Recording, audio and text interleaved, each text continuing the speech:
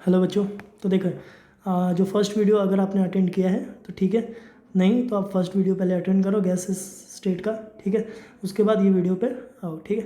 तो हमने first video में यहाँ तक डिस्कस किया था, ठीक है। First graph that is y is equal to m x, ठीक है।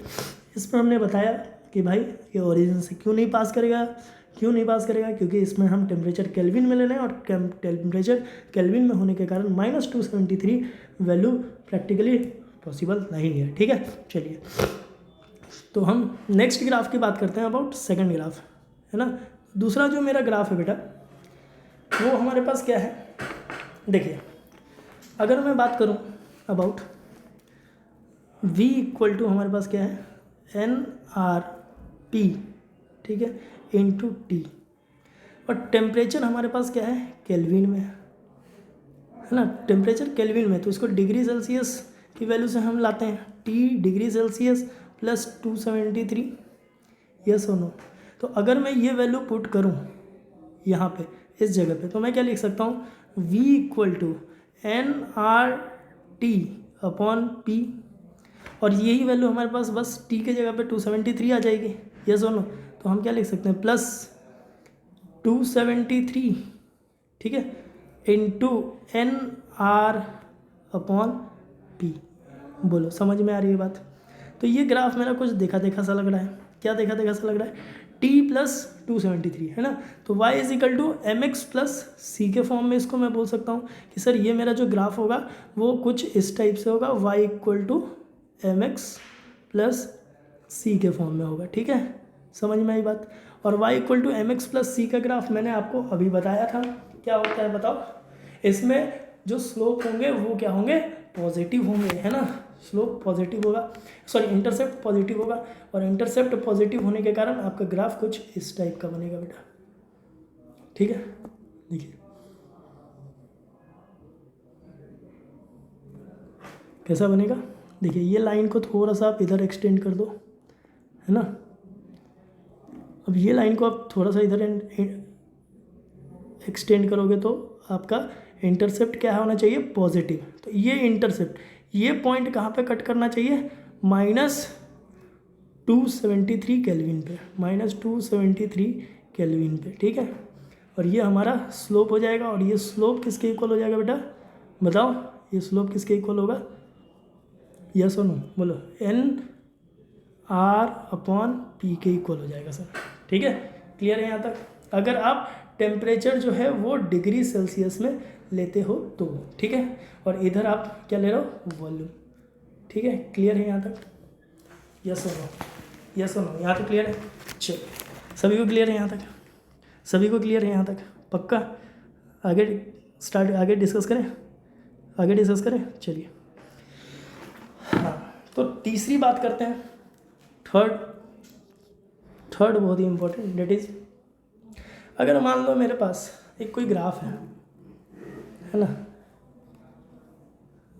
हमने ग्राफ प्लॉट किया बिटवीन टेम्परेचर इन केल्विन, ठीक है, और इधर हम ग्राफ प्लॉट कर रहे हैं वॉल्यूम, ठीक है। Temperature in kelvin versus volume के तीन डिफरेंट अगर प्रेशर के रिस्पेक्ट में मैं बात करूँ, तीन डिफरेंट प्रेशर के रिस्पेक्ट में, ठीक है। तो ये मेरे पास फर्स्ट प्रेशर, ठीक है, ये मेरे पास सेकंड प्रेशर, और ये मेरे पास थर्ड प्रेशर, ठीक है। अब ये थर्ड प्रेशर है, मान लो this is P1, this is P2 and this is P3, ठीक है। ये तीन अलग अलग प्रेशर्स के लिए। अच्छा मुझे बताओ इसमें थीटा की जो वैल्यू होगी, ठीक है, दिस इज θ3, ठीक है, ये θ3 हो जाएगा, ये θ2 हो जाएगा, यस और नो, और ये हमारा क्या हो जाएगा θ1, ठीक है। अच्छा आप यहाँ से, अच्छा आपका मुझे ये बताओ कि जो स्लोप है वो स्लोप किसके इक्वल है, इन्वर्सली प्रोपोर्शनल टू प्रेशर है बेटा, यस और नो। अच्छा बताओ थीटा की वैल्यू, थीटा जो स्लोप है, स्लोप हमारा क्या है थीटा, यस और नो। अगर मेरा थीटा ज़्यादा है तो प्रेशर क्या होगा, थीटा मेरा ज़्यादा है तो प्रेशर क्या होगा कम, इन्वर्स रिलेशन है ना, स्लोप और प्रेशर के बीच में। तो आप यहाँ से भी पता कर सकते हो, डेट इज़ बताओ θ1 की वैल्यू क्या है सबसे ज़्यादा, θ2 की वैल्यू उससे कम, θ3 की वैल्यू उससे भी कम, मतलब सबसे कम क्या है θ3 की वैल्यू। ठीक है, चलिए तो यहाँ से आप मुझे प्रेशर का ऑर्डर बता सकते हो फॉर डिफरेंट प्रेशर। प्रेशर का ऑर्डर क्या होगा बता सकते हो, बोलो बता सकते हो या नहीं बता सकते हो। यहाँ से P1 एक मिनट बेटा थोड़ा सा होल्ड करना। हाँ जी बेटा, तो देखिए प्रेशर का क्या रिलेशन आ जाएगा बताओ। थीटा अगर फर्स्ट वाले का ज़्यादा है, ठीक है, थीटा क्या है फर्स्ट वाले का ज़्यादा है, तो प्रेशर फर्स्ट वाले का सबसे कम होगा। यस और नो, यस और नो बोलो। प्रेशर सॉरी थीटा फर्स्ट का सबसे ज़्यादा है तो प्रेशर इसका क्या हो जाएगा कम। ठीक है, then P2 and then P3। बोलो समझ में आ रहा है, यस और नो, यस और नो, यहाँ तक समझ में आ रहा है, ठीक है, क्लियर है यहाँ तक। चलो एक और चीज़ से आप पता कर सकते हैं, देखो मैं इसी ग्राफ को वापस बना रहा हूँ, ठीक है। वापस बनाने का मोटो क्या है वो भी मैं आपको बताता हूँ। एक सेकेंड यार, थोड़ा लाइन तेरी हो गई। चलिए वापस से बनाने का रीज़न क्या है वो भी मैं आपको समझाता हूँ। ये मान लीजिए आपकी ग्राफ में वापस बना रहा हूँ, ठीक है। अगर मान लो फॉर एग्ज़ाम्पल कि मैं 3 डिफरेंट प्रेशर के लिए, ये मेरे पास for example P1, this is P2, ठीक है, दिस इज़ P3, ठीक है, ये आपका P3 हो गया। तो इसके लिए अगर मैं एट कांस्टेंट वॉल्यूम बात करूँ, ठीक है, इधर मेरे पास वॉल्यूम है, इधर मेरे पास टेम्परेचर इन केल्विन है, ठीक है। तो मैं अगर एट कांस्टेंट वॉल्यूम बात कर दूँ, है ना, किसके कांस्टेंट वॉल्यूम पे बात कर दूँ, तो कांस्टेंट वॉल्यूम पे एट कांस्टेंट वॉल्यूम क्या हो जाएगा बताओ। कुछ इस टाइप का एक लाइन आप प्लॉट कर सकते हो, यस और नो, ठीक है। तो इस पॉइंट पे क्या आ जाएगा बताओ, T1, T2 और ये T3, 3 डिफरेंट, ये T1, ठीक है, ये किसके लिए आ जाएगा T1 के लिए, ये T2 के लिए और ये T3 के लिए, ठीक है। चलिए मतलब आप क्या बोल सकते हो, देखो आप यहाँ से ये भी बोल सकते हो कि प्रेशर, ठीक है, प्रेशर इक्वल टू NR/V। ये कहाँ से आया वापस बता रहा हूँ। देखो आपने ये वाला इक्वेशन देखा, देखो ये वाला इक्वेशन, ठीक है, तो हमने प्रेशर को इधर ला लिया, हमने प्रेशर को क्या किया इधर ला लिया, ठीक है। अब प्रेशर को अगर मैं इधर ला रहा हूँ तो हम क्या लिख सकते हैं, P इक्वल टू NR/VT, ठीक है। तो मैं यहाँ से क्या लिख सकता हूँ बताओ कि जो प्रेशर है वो डायरेक्टली प्रोपोर्शनल है किसके, टेम्परेचर के। Pressure is directly proportional to T।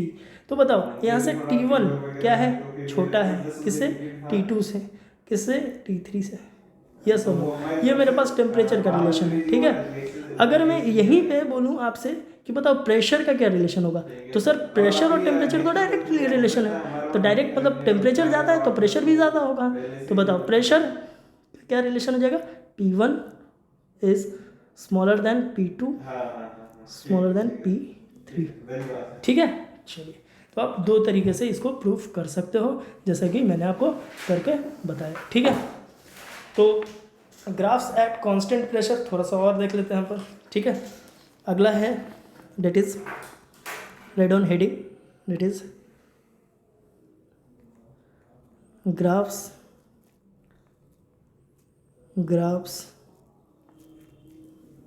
Eight constant pressure पे कौन कौन से ग्राफ बनेंगे, ठीक है। तो कांस्टेंट प्रेशर पे कौन कौन से ग्राफ बनेंगे बेटा वो मैं आपको बता देता हूँ, ठीक है।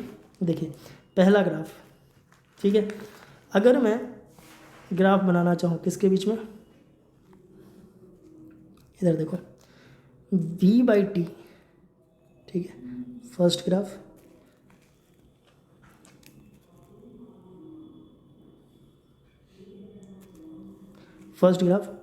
Between T and V/T, T और V/T के बीच में अगर मैं ग्राफ बनाना चाहूँ तो बताओ। अच्छा मुझे बताओ, volume is directly proportional to T था, प्रोपोर्शनलिटी हटाने के लिए मैं क्या लिख सकता हूँ, V इक्वल टू कांस्टेंट के इंटू टी लिख सकता हूँ, ठीक है। मतलब मैं यहाँ से क्या लिख सकता हूँ, V by T equal to constant, yes और नो, हाँ या ना। टी हमारा एक वेरिएबल और वी बाई टी हो गया, तो वाई इक्वल टू कांस्टेंट आ जाएगा। मतलब यहाँ से आप क्या लिख सकते हो कि ये जो हमारा ग्राफ बनेगा सर, वो एक स्ट्रेट लाइन बनेगा, ठीक है, इस टाइप का। समझ में आई बात, हाँ या ना। चलिए दूसरा जो आपके पास ग्राफ है सेकंड, डेट इज़, अगर मैं ग्राफ प्लॉट करना चाहूँ किसके बीच में, बताता हूँ मैं, ये लो, ठीक है, ये ग्राफ मैं बना रहा हूँ between T and V T and V T. Again V equal to K T है, यस और नो। तो अगर मैं दोनों साइड टी से मल्टीप्लाई कर दूँ तो मैं क्या लिख सकता हूँ, we T equal to K T square, दोनों side multiply both side by T, तो यहाँ से क्या हो जाएगा, we T equal to K T square. तो हम यहाँ से क्या लिख सकते हैं बताओ, अगर मैं ऐसे लिखना चाहूँ, इसको मैं y मान लो, ठीक है, तो y इक्वल टू मैं क्या लिख सकता हूँ बताओ, के एक्स स्क्वायर। अरे ये तो हमें सर पैराबोला का ग्राफ आपने पिछले वाले लेक्चर में बताया था, तो ये कैसा ग्राफ बनेगा बेटा, सर पैराबोला, ठीक है, क्लियर है यहाँ तक। चलिए तीसरी ग्राफ की हम बात करें, तो तीसरी ग्राफ हम वी टी और टी स्क्वायर के बीच में ग्राफ बनाना चाहें, तो वी टी और टी स्क्वायर के बीच में ग्राफ बनाना चाहें तो कैसा बनेगा, this is we T and इधर टी स्क्वायर है आपके पास, ठीक है। चलिए तो हम जानते हैं V T equal to y लिख सकते हो, अच्छा V T equal to y, तो टी स्क्वायर इक्वल टू आप क्या लिख सकते हो, एक्स, तो y equal to k x. ये कहाँ से आया, ये कहाँ से आया, देखो वी टी को हमने इस वाली इक्वेशन में वाई माना था, इधर के और टी स्क्वायर को हम क्या मान रहे हैं, एक्स, तो इसका ग्राफ कैसा आ रहा है, Y equal to k x के फॉर्म में। इसी के रिलेशन से ये बना है, इसी के रिलेशन से ये बना है, ठीक है। चलिए देखिए, तो यहाँ पे हम क्या लिख सकते हैं, डेट इज़, ये हमारा ग्राफ कैसा आएगा सर, इस टाइप का, ठीक है। चलिए चौथा ग्राफ की हम बात करें, फोर्थ ग्राफ है ना, तो फोर्थ ग्राफ की अगर हम बात करें, चौथा ग्राफ है आपके पास, अगर मान लो मैं ग्राफ प्लॉट करना चाहूँ किसके बीच में, किसके बीच में, about v and 1/t, v and 1/t के बीच में, ठीक है। तो v/1/t, v एंड 1/t के बीच में, तो हम क्या लिख सकते हैं, v equal to K T, again फिर से समझा रहा हूँ मैं, तो v इक्वल टू आप क्या लिख सकते हो, k डिवाइडेड बाई 1/t लिख सकता हूँ, यस और नो, यस और नो। तो ये देखो ये ग्राफ कैसा बन रहा है, y is directly proportional to 1/, inversely proportional to 1/x के फॉर्म में, तो ये क्या बन रहा है, एक रेक्टेंगुलर हाइपरबोला। मतलब ये ग्राफ सर हमारा कुछ इस टाइप का आएगा, ठीक है, समझ में आई बात, ये रेक्टेंगुलर हाइपरबोला। चौथा, अगर मैं पाँचवें ग्राफ की बात करूँ, देखो ग्राफ बहुत इंपॉर्टेंट है इसलिए मैं इस पर फोकस कर रहा हूँ, ठीक है। चलिए अगला ग्राफ है पाँचवा ग्राफ है आपका लॉग टी और लॉग वी के बीच में, log T and log V के बीच में। तो लॉग टी और लॉग वी के, V equal to K T लिख सकते हो, यस और नो। तो लॉग वी, दोनों साइड लॉग ले लो, तो लॉग वी इक्वल टू क्या लिख सकते हो, लॉग के प्लस लॉग टी, यस और नो। इसको आप सी मान लो, इसको आप एक्स, और ये आपका हो गया वाई, तो ये कैसा बन जाएगा बताओ, वाई इज इक्वल टू बताओ एक्स प्लस सी के फॉर्म में, y equal to x plus c के फॉर्म में ग्राफ बन रहा है। मतलब इसका स्ट्रेट लाइन होगा, ठीक है, स्लोप इसका इंटरसेप्ट, स्लोप और इंटरसेप्ट दोनों पॉजिटिव होगा। मतलब ये ग्राफ आपको कुछ इस टाइप के बनेंगे और इसका स्लोप 45 डिग्री पे होगा, ठीक है, ये 45 डिग्री, समझ में आई बात, हाँ या ना। अगला सिक्स्थ ग्राफ, टोटल 7 ग्राफ है इसमें, ठीक है, तो मैं दोनों कंप्लीट कर देता हूँ।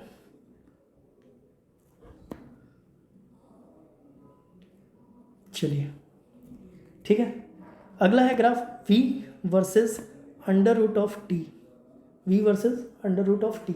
अच्छा बताओ v इक्वल टू क्या लिख रहे हो आप, के टी, ये समझ में आ रहा ना, v equal to K T हम कहाँ से लिख रहे हैं, v equal to n R upon P into T लिखे थे, याद है, वहाँ से, और एन आर अपॉन पी तो हमारा कांस्टेंट था तो उसको हम के मान ले रहे हैं, और ये डी हो गया, ठीक है। तो हम यहाँ से, अच्छा एक बात बताओ, यहाँ से अगर हम इसको ऐसा लिख सकते हैं क्या, v equal to k into under root of t square लिख दें क्या, कोई दिक्कत, क्योंकि under root of t square t दे देगा। तो यहाँ से आप क्या लिख सकते हो, y इक्वल टू, ये किस फॉर्म में, के एक्स स्क्वायर के फॉर्म में।